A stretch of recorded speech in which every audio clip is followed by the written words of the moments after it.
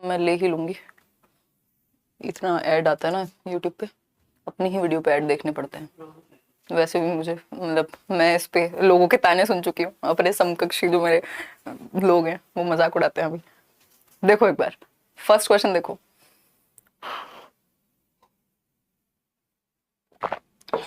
देखिएगा B option कह रहे हैं आप लोग 56% लोग। स्टेटमेंट है, 15 क्वेश्चन ही करेंगे आज हम। स्टेटमेंट है, असर्शन जिसको हम कह रहे हैं, फिर है रीजन आपके सामने, ठीक। A teacher discusses with her class 6th students norms and rules for having meaningful classroom discussions. यानी एक शिक्षिका अपनी छठी कक्षा के विद्यार्थियों के साथ सार्थक कक्षा चर्चा करती है, यानी डिस्कशन करती हैं जो कि मीनिंगफुल है, किसी मुद्दे पे बात करती हैं, कोई और ऐसा टॉपिक है जिस पे डिस्कशन करती हैं जो रियल लाइफ से जुड़ा हुआ है, यानी मीनिंगफुल है, अर्थपूर्ण है। तो ये जो है इससे बच्चे अच्छा सीखेंगे, ये बात ठीक है, ये तो कोई दिक्कत नहीं है, इसमें ट्रू है, ये बात तो बिल्कुल अच्छी बात है अगर ऐसा करती हैं तो, ठीक।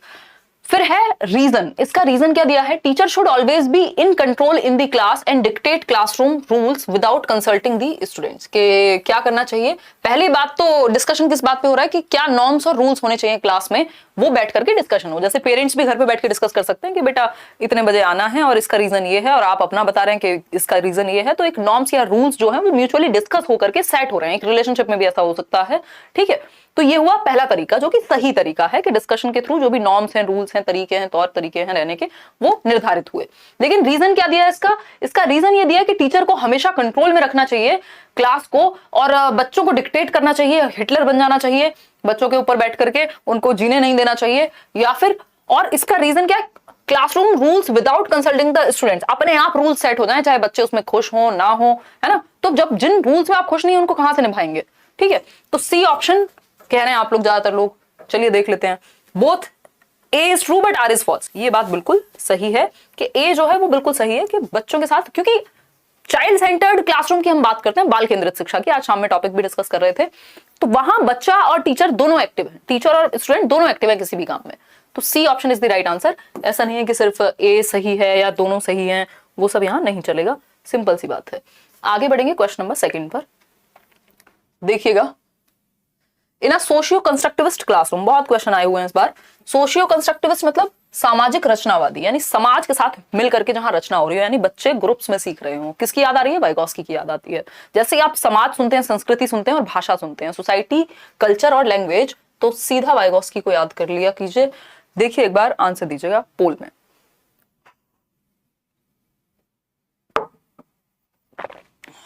फटाफट से आंसर कीजिएगा। 97% लोग कह रहे हैं C option is the right answer. चलिए देखते हैं। लर्निंग इज डी कॉन्टेक्चुअलाइज्ड, याद रखिएगा ये डी नहीं होगा, कॉन्टेक्चुअलाइज्ड होनी चाहिए, संदर्भ के अनुसार। अगर आप कोई बागवानी पे चैप्टर पढ़ा रहे हैं तो उस तरह के एग्जांपल, उस तरह की जगह आप उनको ले जा सकते हैं, कॉन्टेक्स्ट के अनुसार, संदर्भ होना चाहिए, है ना। अगर होली आ रही है तो होली के अनुसार, मतलब उस संदर्भ में आप बात कर रहे हैं। टीचर्स, अब कोई चैप्टर है जिसमें बात हुई है हिस्ट्री की, तो उस संदर्भ में फिर आप एग्जाम्पल देंगे, उस संदर्भ में आप बातें करेंगे, ठीक है।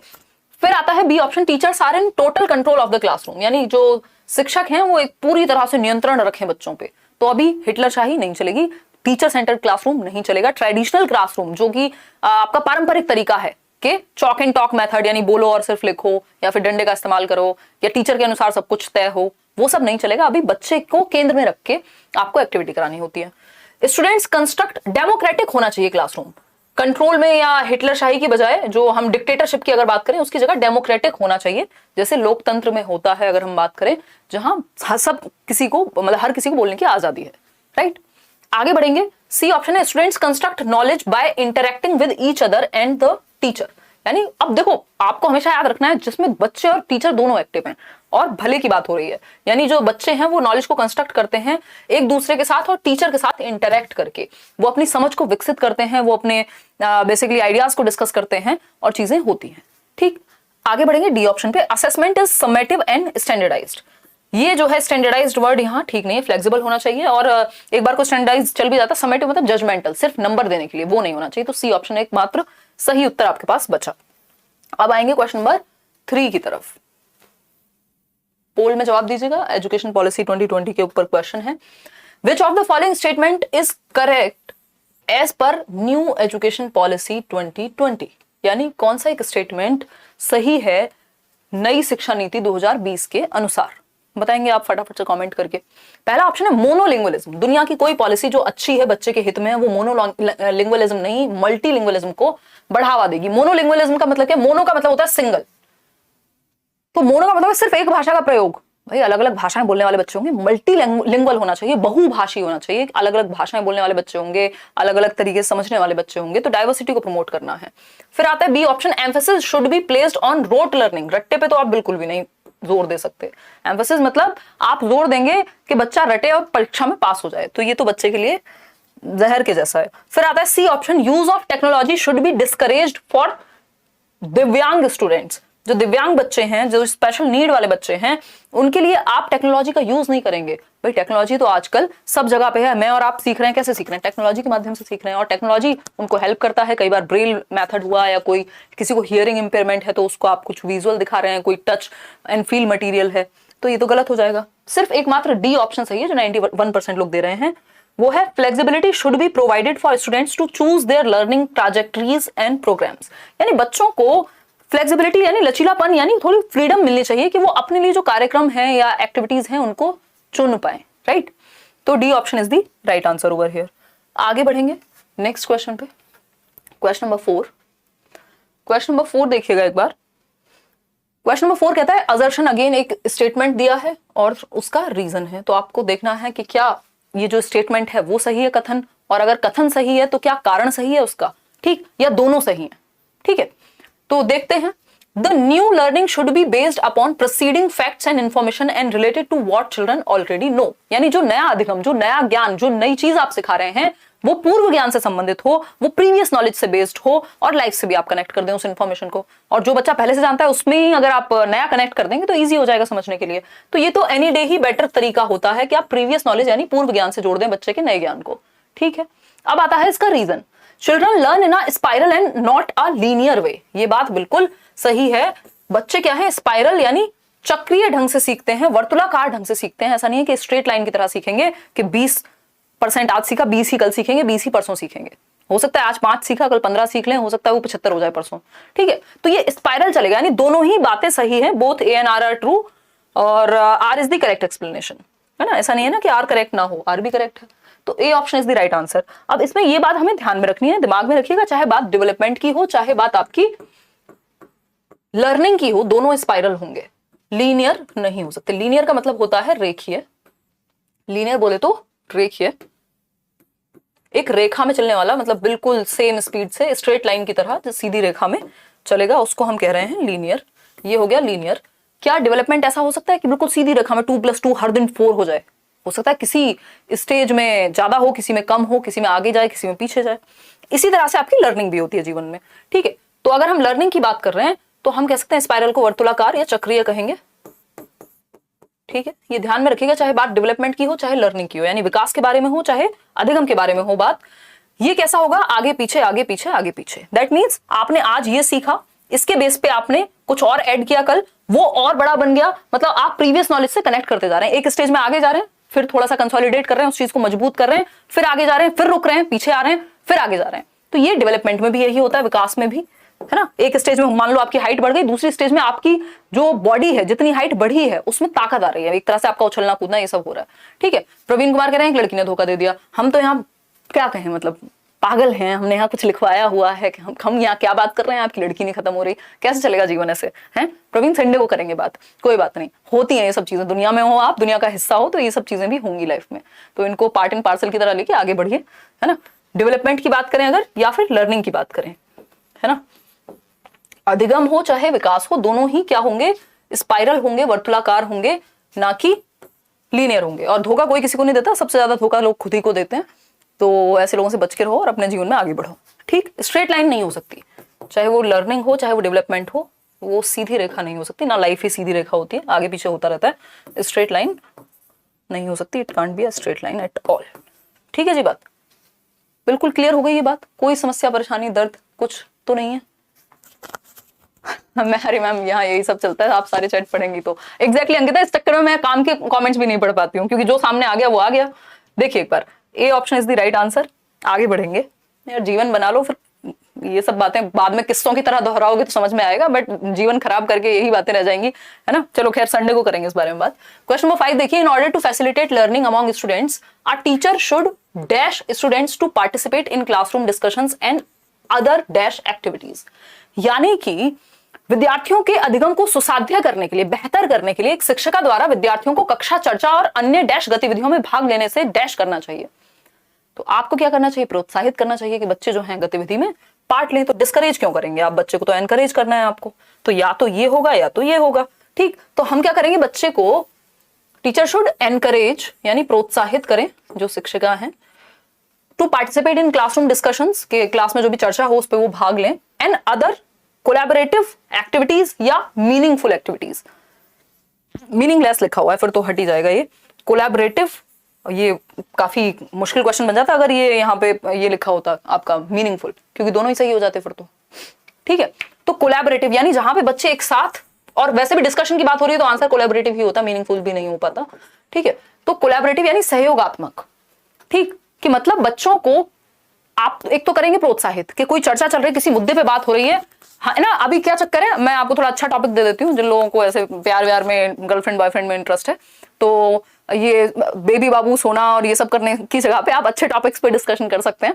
मैंने एक आध तो अपने दोस्तों को भी देखा है कि उनको 2-2 साल हो जाते हैं, जिन बातों पे उन्हें बात करनी चाहिए उन बातों पे वो बात नहीं करते, है ना। कि सामने वाले का क्या विचार है, इक्वालिटी है कि नहीं है रिलेशनशिप में, देश दुनिया में क्या चल रहा है ना, और कैसे देखते हैं वो लाइफ को, क्या पर्सपेक्टिव है, क्या जीवन में करना है, कहाँ से आए हैं, कहाँ पहुंचेंगे, कोई काम की बात नहीं, कोई मीनिंगफुल बात नहीं है। बातें क्या करनी है, कब सोए, खाना खाया नहीं खाया, इतने बड़े तो वैसे ही हो गए, बिना खाना खाए आप भी खिलाएंगे खाना, है ना। तो काम की बातें करनी है, मीनिंगफुल बातें करनी है, उसके लिए एनकरेज करना है। हालांकि मैं क्वेश्चन से जोड़ के बता रही थी, कुछ दिमाग से निकल गया मेरे। खैर चलिए आगे बढ़ते हैं। C option is the right answer. और फिर बाद में ऐसे लोग सर पकड़ते हैं कि यार ये कौन मिल गया, ठीक। जब तो 3 बार पूछता था या पूछती थी, अब तो मामला खराब हो रहा है, ठीक। चलिए क्वेश्चन नंबर 6 पे चलते हैं। क्वेश्चन नंबर 6 देखिए एक बार, अगर हम बात करें, कई बार तो आ जाओ इधर आ जाओ, क्या करें। अच्छा बहुत बढ़िया, नवल किशोर सिंह, सही है। How does a child primarily think and learn, यानी बच्चा जो है वो प्रमुख रूप से कैसे सोचता है और कैसे सीखता है, यानी बच्चे कैसे सोचते हैं और कैसे सीखते हैं, इन 4 ऑप्शंस में से आपको पहचानना है, ठीक है किल्लू, ठीक है। चलिए बताइए फटाफट से, मजा आया। हाँ यही करने तो आप आते हो यहाँ पे, हैं? चलो आ जाओ इधर। देखो एक बार, अगर हम बात करें कि how does a child primarily think and learn, यानी कि बच्चा कैसे सोचता है और सीखता है, तो by being a passive receiver. भाई पैसिव होके कौन सीख सकता है, ये तो निष्क्रिय हो गया कि इनएक्टिव हो गया, बस बैठा रहेगा रोबोट की तरह। तो एक्टिव नहीं है तो कैसे सीखेगा, बच्चा तो एक्टिव होकर सीखता है, सक्रिय होकर एक्टिविटी करके। थ्रू फियर ऑफ पनिशमेंट, अगर डर से सिखाएंगे तो ना तो वो लर्निंग अच्छी होगी और ना ही बच्चे के जीवन में कुछ भी अच्छा होने वाला है डर से या भय से। Through her own activity in the world including social interactions, यानी कि वो अपने एक्टिविटीज के थ्रू, यानी संसार में स्वयं क्रियाएं करके सीखता है और सामाजिक अंतः क्रिया से सीखता है, यानी जब वो लोगों से मिलेगा जुड़ेगा, कुछ सीखेगा, काम करेगा, कोई एक्टिविटी करेगा तो बेहतर सीख पाएगा, ठीक है जी। आगे बढ़ेंगे। By forming stimulus response associations, यानी जो उत्तेजन प्रतिक्रिया, ये तो फिर कंडीशनिंग की बात हो गई, ये अप्रोचेस अब हम नहीं अपनाते। ये पनिशमेंट वाली भी पहले अपनाई जाती थी थॉर्नडाइक के टाइम पे, फिर उन्होंने भी इस चीज को हटा दिया था, ठीक है जी। आगे बढ़े नेक्स्ट क्वेश्चन की तरफ। क्वेश्चन है आपका क्वेश्चन नंबर 7, देखिएगा एक बार। क्वेश्चन नंबर 7 देखिए, क्वेश्चन नंबर 7 की अगर हम बात कर रहे हैं, Which of the following statements is not correct in the context of alternative conceptions of children? Alternative conception क्या होते हैं कि naive conceptions, यानी अनुभवहीन, जो कई बार बच्चा false conception बना लेता है, उनको alternative या wrong नहीं कहते, उन्हें alternative conception कहते हैं, ठीक है, क्लियर है। और ये जो रो रहे हैं ये लोग कमेंट्स में, भी आप पोल में आंसर करो, इतना मैं बातें कर लेती हूँ, मजा आ ही रहा है तो क्या करें, है ना। जो ये लोग रोते रहते हैं शादी कर ली, कहीं और चली गई, ये करे, पहले नहीं होती ये बातें कि रहोगी साथ के नहीं, या रहोगे कि नहीं रहोगे, हैं बाद में पता लगता है ये। खैर कोई बात नहीं, लगता भी होगा कई बार। सुनने में आ रहा है कि आपकी शादी हो रही है, हाँ हाँ बिल्कुल सेंटी, शादी से ही लाइव कर रही हूँ मैं। आ जाओ इधर, आंसर कर दो क्वेश्चन नंबर 7 का, बहुत बहुत इंटरेस्ट है मेरी शादी में, ठीक है। चलो देखिए कौन सा है करेक्ट। अब अगर तुमने किसी भी कमेंट पे रोका, है ना, कोई कमेंट नहीं पढ़ना मुझे, इनको सबको मजाक करना है, चलो इसको चलने दो चैट को। देखो, which of the following statements is not correct in the context of alternative conceptions, यानी वैकल्पिक अवधारणाओं के बारे में कौन सी एक बात सही नहीं है, बताइए फटाफट, फटाफट से बताओ। ए ऑप्शन है children's conceptions are based on their social and cultural experiences, यानी बच्चों के जो ये कॉन्सेप्शंस हैं, जो उनकी अवधारणाएं हैं, वो उनके अनुभव पे बनती हैं।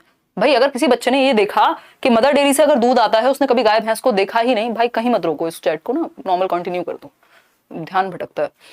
अगर हम बात करें तो हम कह सकते हैं कि चिल्ड्रन के जो ये कॉन्सेप्शन है, बच्चों के जो कॉन्सेप्शंस हैं, जो संकल्पनाएं हैं, जो कॉन्सेप्ट्स उनके बनते हैं, वो उनके अनुभव के आधार पर बनते हैं। अगर किसी बच्चे ने कभी गाय भैंस को देखा ही नहीं, तो उसको लगेगा कि एक तरह से डेयरी से ही दूध आता है, वहीं पे बनता होगा, ठीक है ना। तो ये बात तो सही है। Children are born to make sense of the world and they are try to formulate reasons for phenomenon around them, यानी बच्चे जो हैं वो दुनिया की समझ बनाने की कोशिश करते हैं खुद से, और उस चक्कर में कई बार धारणाएं उस तरह की बन जाती हैं जो वो आसपास देखते हैं, कई बार वो सही होती हैं, कई बार गलत भी होती हैं। फिर आता है C option, children are illogical, ये नहीं कह सकते हम, बच्चों को खराब नहीं बता सकते आप पूरी पेडागॉजी में कहीं भी, कमी आप में है, आपके सिस्टम में है, बच्चा भगवान का रूप है, बच्चा सीखने के लिए आया है, बच्चे में कमी हम नहीं निकालते, ठीक है। ये पेडागॉजी का रूल नंबर 1 है, या प्रो रूल है, एकदम प्रो टिप कह सकते हैं इसको, ठीक है। Children are illogical, unintelligent and do not possess the capacity for meaning making, यानी बच्चे क्या हैं, तार्किक व बुद्धिमान नहीं होते, ना तो उनमें बुद्धि होती है, ना उनमें तर्क करने की क्षमता होती है, और उनमें अर्थ बनाने की भी क्षमता नहीं होती, ये हम नहीं कह सकते। चाइल्ड सेंटर्ड एजुकेशन में सबसे पहले हम क्या पढ़ते हैं, चिल्ड्रन आर क्यूरियस, यानी वो क्या होते हैं, जिज्ञासु होते हैं, क्रिएटिव होते हैं, कुछ नया करने की क्षमता रखते हैं, एंड इनेट एबिलिटी होती है उनमें सीखने की, यानी इनेट एबिलिटी टू लर्न। तो हम बच्चों को ऐसे बेवकूफ नहीं बता सकते कि लॉजिकल हैं, अनइंटेलिजेंट हैं, अपनी एज के अनुसार, अपनी स्टेज के अनुसार वो ज्ञान का निर्माण करते हैं, लिटिल साइंटिस्ट हैं, ऐसा प्याजे कहते हैं। तो यही बात गलत है, क्योंकि इसमें पूछा है क्या करेक्ट नहीं है, सी ऑप्शन ही सही है। It is important to understand children's conceptions and build upon it, ये बात तो सही है कि भाई आप समझें और फिर उसके ऊपर बाकी कॉन्सेप्ट्स बिल्ड करें, बट गलत क्या है, सिर्फ सी ऑप्शन। आगे बढ़ेंगे, क्वेश्चन नंबर 8 देखिएगा एक बार, देखिए क्वेश्चन नंबर 8 क्या कहता है, knowledge that individuals have about their own thinking and how they themselves learn is called, यानी वह ज्ञान जो व्यक्ति की अपनी सोच के बारे में और अपने खुद के सीखने के बारे में होता है, यानी आप खुद को कैसे देखते हैं, अपनी थिंकिंग को कैसे ऑब्जर्व करते हैं, अपने आप को कैसे देखते हैं, कैसे आप सीखते हैं, इस बारे में आपको पता होगा ना, कि आप अगर बुक की जगह पिक्चर से देखेंगे तो आप जल्दी सीख लेंगे। ये कैसे पता है आपको, क्योंकि मेटाकॉग्निशन है आप में, सेल्फ अवेयरनेस है आप में, सेल्फ कंट्रोल है आप में, प्लानिंग है, रिव्यूइंग है, तो इसको मेटाकॉग्निशन कहते हैं, अधिसंज्ञान या परासंज्ञान, के आपकी अपने बारे में awareness, knowledge about your own thinking and how you learn is known as metacognition, ठीक है। डिक्लेरेटिव नॉलेज होती है आपकी कि आपको कोई डेफिनेशन याद है, कोई फॉर्मूला याद है। प्रोसीजरल नॉलेज है जब आप उसको प्रोसीजर में डालते हैं, साइकिल कैसे चलाते हैं, ये प्रोसीजरल नॉलेज है कि पहले हैंडल संभालते हैं, ये करते हैं। कॉग्निशन में आपकी वो सारी चीजें आती हैं जो दिमाग से संबंधित हैं, जैसे सोचना, इमेजिन करना, लैंग्वेज हो गई, problem solving, reasoning, decision making, ये सारी चीजें।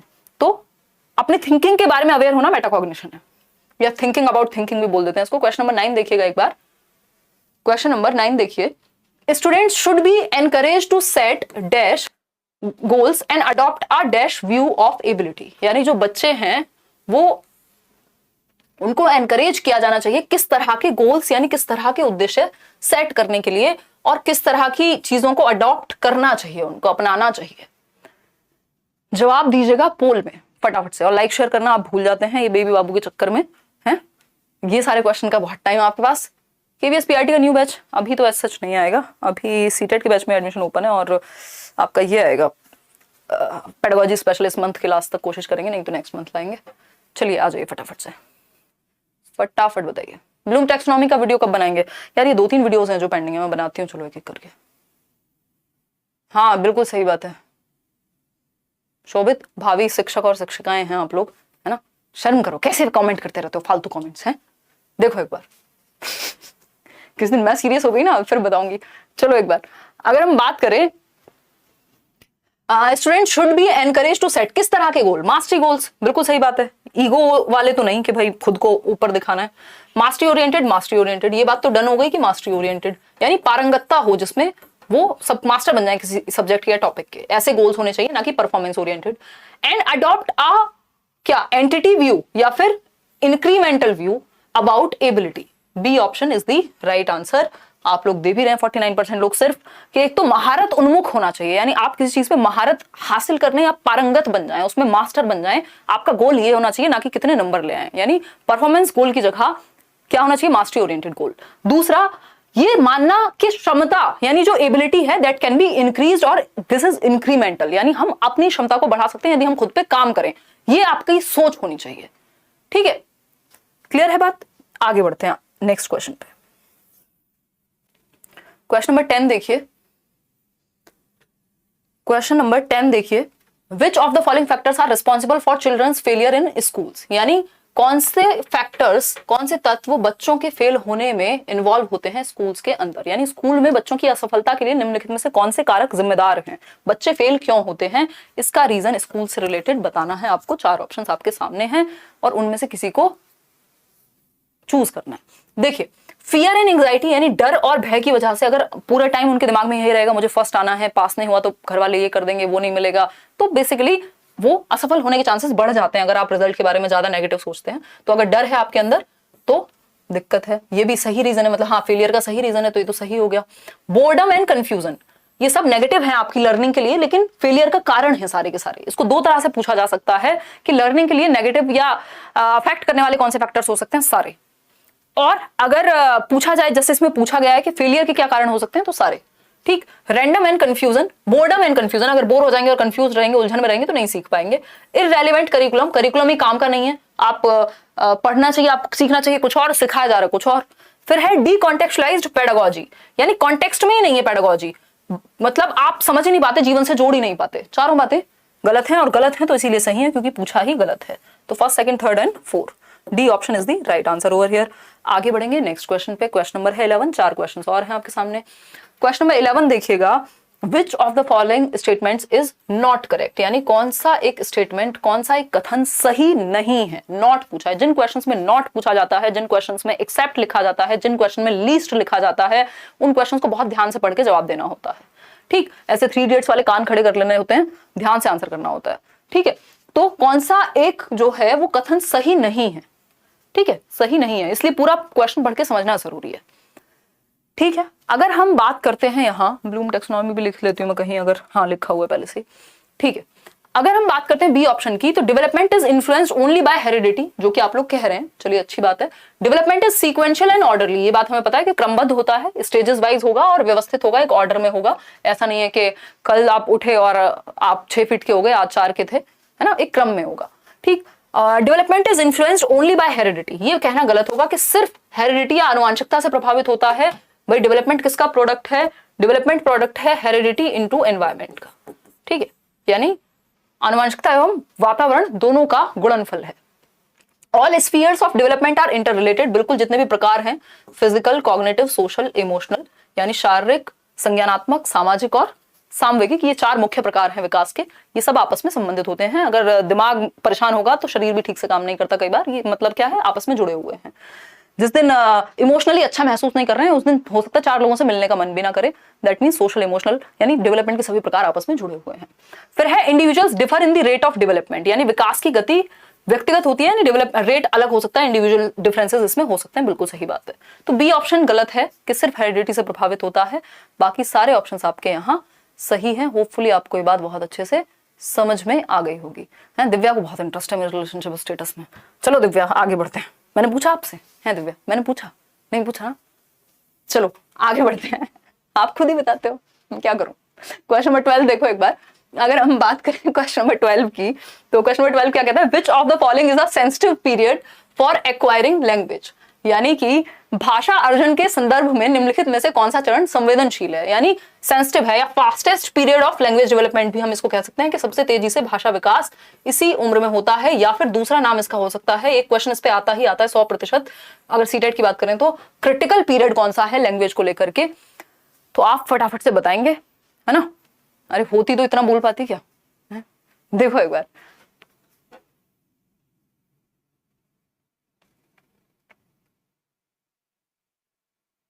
B option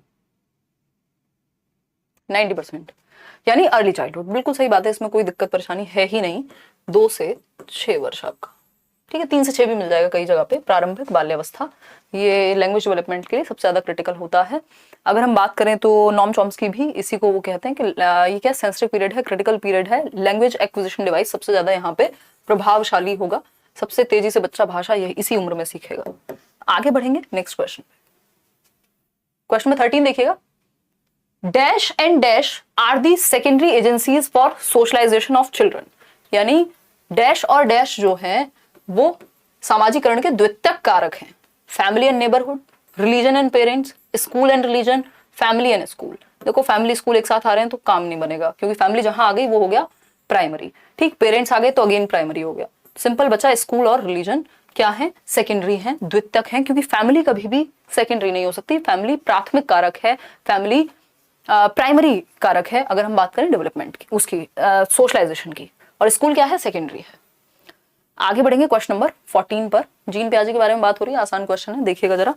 gene Piaget's theory of cognitive development, conservation यानी संरक्षण is achieved by the child in, यानी संरक्षण किस अवस्था में प्राप्त होता है। जिन लोगों को ये समझ नहीं आता कि थियरीज कहां से पढ़े, मैंने लेट्स लर्न पे है यूट्यूब पे डाली हुई है। अगर आप पियाजे bye Himanshu Singh, पियाजे theory bye Himanshu Singh लिखेंगे यूट्यूब पे, गूगल पे, तो आपके सामने आ जाएगी। और मैराथन वगैरह भी देख सकते हैं अगर बिल्कुल नए हैं पेडागोजी को लेकर के, ठीक है।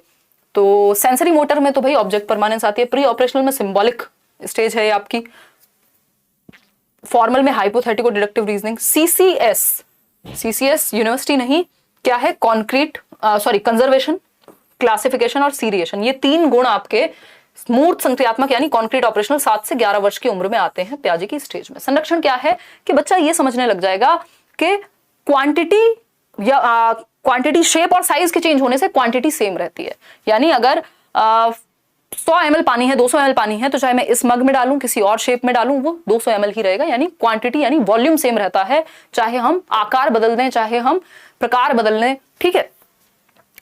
चलिए आगे बढ़ते हैं, सी ऑप्शन सही था। लास्ट क्वेश्चन है आज के लिए, आखिरी सवाल। क्वेश्चन नंबर 15 देखिए। क्वेश्चन नंबर 15 है, for children who are in concrete operational stage, यानी जो मूर्त संक्रियात्मक अवस्था में है उनको क्या नहीं कराना चाहिए टीचर्स को। ये बहुत अच्छा क्वेश्चन है, जिसकी कॉन्सेप्चुअल अंडरस्टैंडिंग अच्छी है वही इसका सही जवाब दे पाएगा, है ना। फटाफट से बताइएगा, और लाइक शेयर करना भूल गए हो तो वो भी कर दीजिएगा, कोई भी विचार हो कमेंट में बता दीजिएगा। आखिरी सवाल है आज का, आज हम सिर्फ 15 क्वेश्चंस कर रहे हैं। सैटरडे को आपकी क्लास ये वाली नहीं होती है पढ़ाई वाली, बट मैं कोशिश करूंगी एक इन्फॉर्मेटिव वीडियो आपके लिए कल आ जाए, जो आपका बहुत ज्यादा क्वेरी है वैकेंसी वगैरह को लेकर के। बहुत सही बात गिल्लू, चलिए आ जाओ। मतलब आप लोग ना अपने आप में सेल्फ एंटरटेनिंग हैं, खुद को एंटरटेन करते रहते हैं कमेंट कर करके, हैं। बताओ फटाफट से। देखो जनरली हम क्या करते हैं, कल कोई कह रहा था कि बाकी जगह पे ना उतना एक्सप्लेनेशन नहीं होता, यहाँ थोड़ा टाइम लगता है। तो 20 क्वेश्चन अगर हैं तो लगभग 40 मिनट मैं कोशिश करती हूँ कि लेने की, कि एक क्वेश्चन पे 2 मिनट हम कम से कम लगाएं डिस्कशन में, और थोड़ी बहुत बातें भी करें, इतनी देर में आप पोल भी ले लें। तो ऐसा भी नहीं कि हम बहुत ज्यादा समय व्यर्थ कर रहे हैं, और एक प्रॉपर डिस्कशन भी हो जाता है ना। तो जरूरी है क्वालिटी टाइम, है ना। रील्स में तो पता नहीं कितना टाइम लगा देते हो आप लोग, तो यहाँ तो फिर भी पढ़ाई की बात हो रही है, थोड़ी बहुत मजाक की, वो जरूरी है ना। अगर वो एंजॉयबल नहीं होगी लर्निंग तो मजा कैसे आएगा, ठीक है। अगर हम बात करें कॉन्क्रीट ऑपरेशनल की, तो ये है 7 से 11 वर्ष की अवस्था, 7 से 11 वर्ष की अवस्था, ठीक है। मूर्त संक्रियात्मक कहते हैं इसको। इसमें किस तरह से शिक्षक को नहीं पढ़ाना चाहिए, गिव अपॉर्चुनिटीज फॉर क्लासिफिकेशन, बिल्कुल ये तो आ ही जाएगा, वर्गीकरण। अभी सीसीएस बताया था मैंने, कॉन्क्रीट ऑपरेशनल में सीसीएस आ जाएगा, यानी क्लासिफिकेशन, कंजर्वेशन और सीरिएशन, ठीक है। Give problems that require abstraction, भाई कॉन्क्रीट ऑपरेशनल में एब्स्ट्रैक्शन वाली प्रॉब्लम अगर दोगे तो बच्चा सॉल्व नहीं कर पाएगा, क्योंकि अमूर्तता कब आएगी, अमूर्तता आएगी इस स्टेज के बाद, क्योंकि ये तो मूर्त संक्रियात्मक अवस्था है ना। कॉन्क्रीट मतलब जिन चीजों को टच और फील किया जा सके, टेंजिबल चीजें। एब्स्ट्रैक्ट क्या है, जो आपके दिमाग में आइडियाज हैं, है ना। तो ऐसी समस्याएं देना जिनमें अमूर्तता की आवश्यकता हो, वो आप फॉर्मल ऑपरेशनल में दीजिए, वो आप 11 साल के बाद दीजिए, 7 से 11 में नहीं, ठीक। गिव सीरिएशन टास्क, ये तो सही है। कॉन्क्रीट रिसोर्सेज जिनको टच फील करके खेला जा सके, समझा जा सके, ठीक। तो B option is the right answer, कि ऐसे प्रॉब्लम्स नहीं देने चाहिए जिनमें अमूर्तता हो।